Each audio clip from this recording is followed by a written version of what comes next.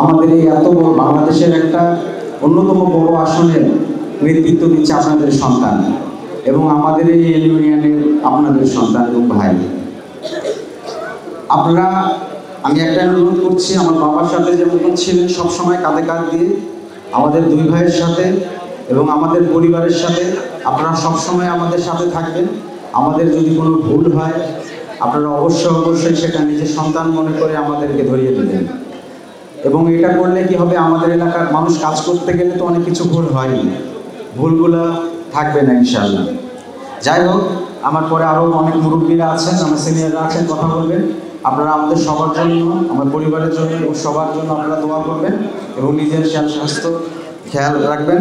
এবং আগামীতে যে ইলেকশন আসছে, ইলেকশনের সময় চোখ কান খোলা রাখবেন। আপনারা অবশ্যই সেন্টারে উপস্থিত থাকবেন, কিন্তু কারোর সাথে মারামারি করার দরকার নেই।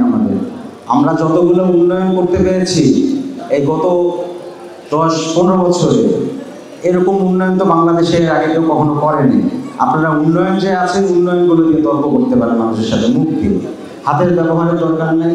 যতটা সুশৃঙ্খলভাবে ভোট আমাদের পার হয়ে যাবে, ইনশাল্লাহ আমরা আমাদের যে চাওয়া এটা পূরণ করতে পারবো।